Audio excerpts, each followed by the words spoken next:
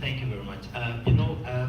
During our group discussion, one issue that I identified was that in the sampling, there was this argument that, so what if there is a particular issue within the community, which everybody within the community has identified that it is a major problem, which is not captured in the material which was given to us. Because we realized that, all of us within that group were coming up with issues based on where we are coming from. So let's say in a particular community, you have fishermen, you have farmers, maybe you have people who are educationists, we have public health officials and all that. The arguments are going to be from where they are coming from. So how do we address that? Because if it happens that in the sampling, the number of people who are farmers are more than those who are, say, fishermen, and so on, it means that they are going to dominate, not in terms of their discussions, but in terms of which priority areas they actually set out. So these are some few, difficulties that I have personally. Okay, now let me see if I understand. If you have suppose you have a good random sample. Okay, so if you have a good random sample, and it's a community of mostly fishermen, then you'll have a lot of fishermen. Or if it's a community of mostly farmers, you'll have a lot of farmers. And so you'll have people articulate the viewpoints that are important to the farmers or to the fishermen. But that's what public consultation is about. Now you're saying, suppose there's a priority of the minority viewpoint that's not been expressed much. Well, it could also be majority, which was not captured by the experts. Well, remember the experts.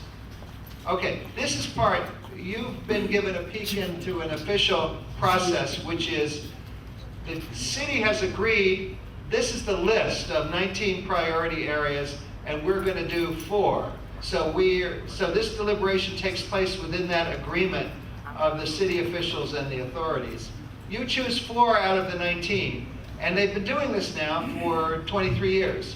Actually, the public safety was just added this year.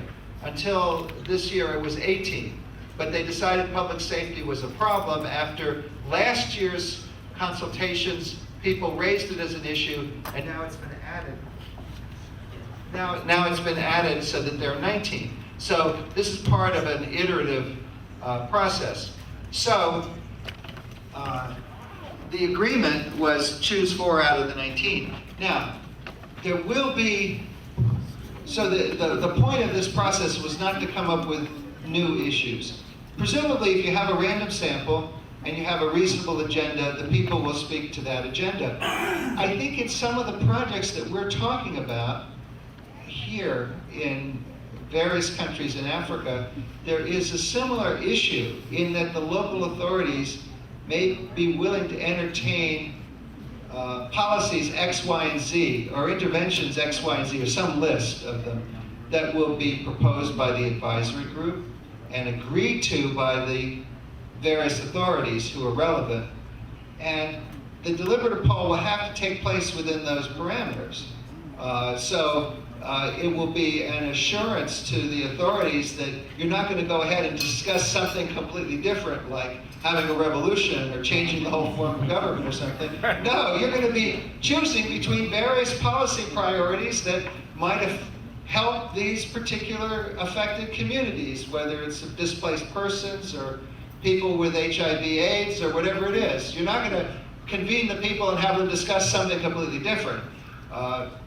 And the presumption of that also is that in order for there to be a serious, thoughtful discussion about these complicated issues, there has to be a certain infrastructure.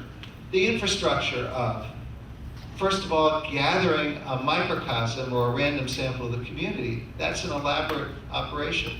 Gathering some way of some briefing materials or the video version simulation of those briefing materials and the short outline version so that you can facilitate a discussion. Having the panel of experts who actually know something about the policy so they can answer questions. It's a lot of effort in order to make it really easy for ordinary citizens to overcome the incentives for rational ignorance that ordinarily apply to them, which are, it's pretty hard to come to a conclusion about these things, and normally my own opinion won't make any difference. So instead we organize a situation where their opinion would make a difference, and we make it easy for them to consider the competing points of view.